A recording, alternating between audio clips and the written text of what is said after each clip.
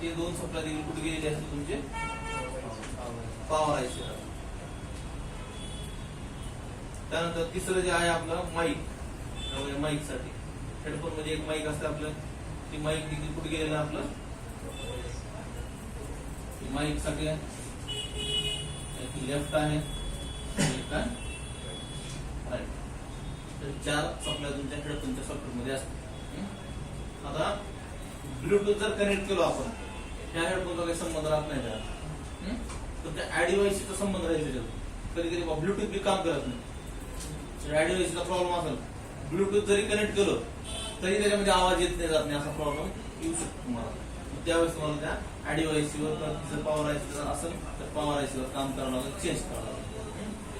मोठे जर मॉडेल बघितलो तर तुम्हाला पॉवर आयसी दिसणार नाही, तिथं 2 आयसी दिसतील. एक असेल ऍडिवाइसी सेपरेट आणि एक असेल रिंगर आयसी. तर आपण मोठा मॉडेल जर चेक करू आता,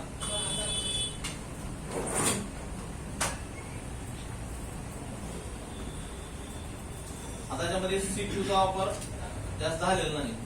EN सिग्नल देखील दुसरी कोण झाला त्याच्यामध्ये झाला ना सीपीयूचा वापर. सीपीयूचा उपयोग झाला फक्त EN सिग्नल साठी. जर आपण जर मोठा मॉडेल बघितलो, आता आपल्याकडे ऑडिओ साठी मोबाईल आलेला आहे ऑडिओ आयसी पोको X2 आहे. पोको X2 ला मोबाईलला जास्त टच प्रॉब्लेम येते बघा सीपीयू मधूनच. त्या मोबाईलला ऑडिओ प्रॉब्लेम आहे. मग आपल्या नोट 10 आता नोट 10 प्रो मॅक्स खाली दुसरा तिसरा दिवस होता तुमचा, 2दा 3दा 4दा कॉल लागून सीपीयू.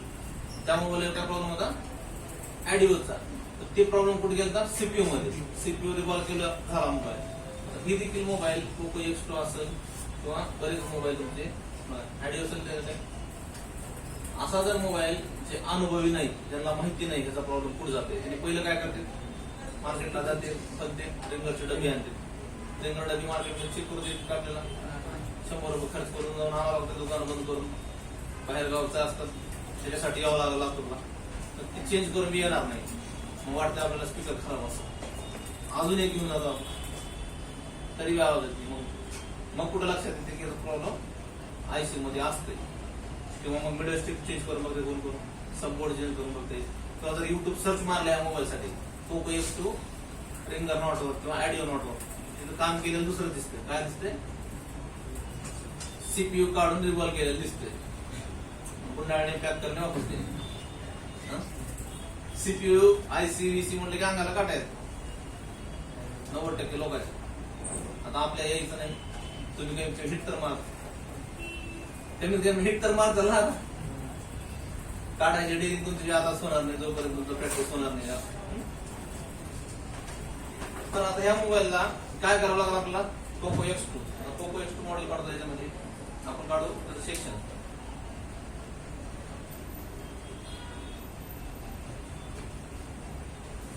आता या मोबाईलला फेसिंग करत बसायची गरज आहे का आपल्याला अशा मोबाईलला, कारण हे रेग्युलर प्रॉब्लेम आहे, कॉमन प्रॉब्लेम आहे मॉडेलचा.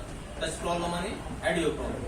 पोको X2 असेल, नोट 10 असेल, नोट 10 प्रो असेल, नोट 10 प्रो मॅक्स असेल, त्या मोबाईलला टच नॉट वर्किंग किंवा डेड होणे किंवा ऑडिओ काम न करणे किंवा इन्सर्ट सिम म्हणणे किंवा नेटवर्क प्रॉब्लेम, हे सगळे कशामध्ये जाते सीपीयू पॉवर मध्ये सीपीयू मध्ये. तर इथं जर बघितलं आपण याचा ऑडिओ सेक्शन,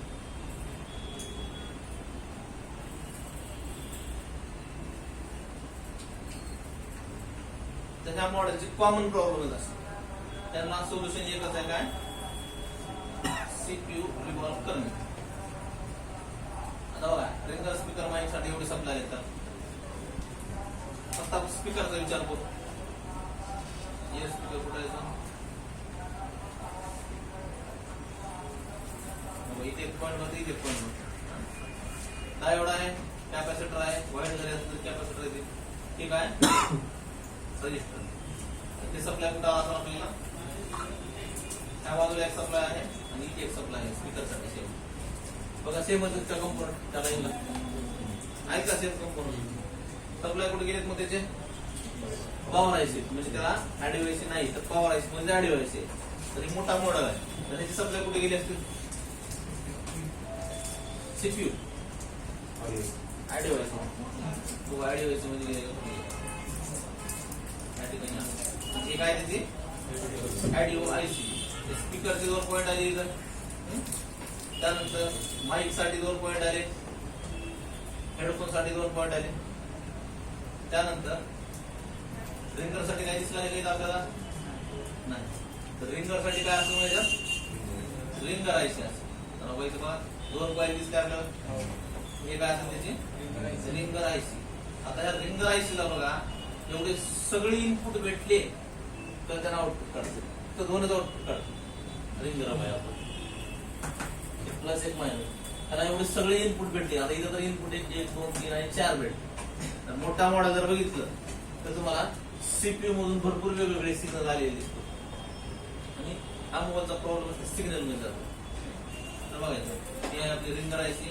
रिंगर आयसी रिंगर मस्त आपला खालच्या बाजूला आउट निगेटिव्ह पॉझिटिव्ह. फक्त 2च सप्लाय आउटपुट आहे. बाकी एवढे सप्लाय काय त्याला मग इनपुट आहे. तर ती आयसी कोणती त्याची काय डिव्हाइस आहे रिंगर आयसी. रिंगर आयसी बरेच जण काय करते आवाज नाही गेला रिंगरचा इगत छेडते मोबाईल. आता आपल्याला कुठं हल्ला करायचा डायरेक्ट सीपीयूवर हल्ला करायचा. तर बघा सीपीयू म्हणून रिंगर साठी एवढे मोठे पॉईंट आले. सप्लाय वेगवेगळे सप्लाय स्पीकरच्या INT लाईन आहे, RST लाईन आहे, SBSC लाईन आहे, भरपूर लाईन आहे. त्यानंतर एकदा रिंगर आयसी आहे. रिंगर स्पीकर माईक छोटा प्रॉब्लेम आहे का काय काम करतात स्पीकर रिंगर बदलते म्हणजे स्पीकर रिंगर बदलणं आणि त्यांचा गोल्ड मधून प्रॉब्लेम काढणं. स्पीकर रिंगर कुणी बदलू शकते. स्पीकर रिंगर आजकाल बदलायची गरज नाही. 10,000 मोबाईल आले 9 मोबाईलची रिंगर स्पीकर बदलायची गरज पडत नाही. रिंगर स्पीकर मध्ये छोटे मॉडेल आले तर बदलावं लागतंय. मोठ्या मॉडेलला कधी बदलला सांगा बरं तुम्ही. 10, 12, 15,000च्या मोबाईल पुढचे आहेत त्यांना रिंगर स्पीकर माईक कधी बदलले का काय होते मग कचरा साफ करणे माईकच्या ठिकाणी घाण होती तर माईक साफ करणे. रिंगरच्या जाळीमध्ये ते कचरा फुटला रिंगर साफ करणे. त्याला सांगायचं रिंगर डबी टाकलो त्याला सांगायचं स्पीकर टाकलो. सगळ्याचं काम तेच आहे. कस्टमरला फुकट जर 2 व्हॅल्यू राहत नाही त्याच्यासाठी आपल्याला 200, 300, 500 रुपये घ्यावाच लागतो. 2,000, 2,500 रुपये सांगितलं. आता 2,500 रुपये सांगितलं.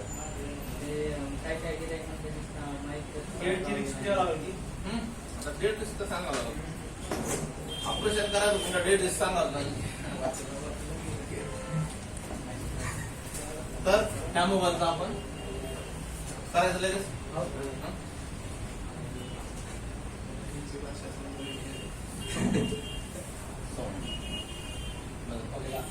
येते काय आवाज त्याला हिट मारून येणार नाही का तेव्हा हो हिट मारून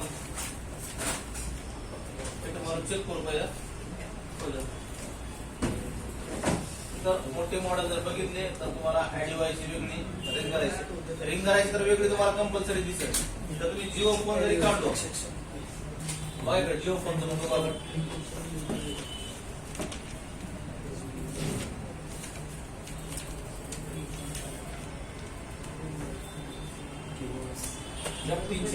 काम होतं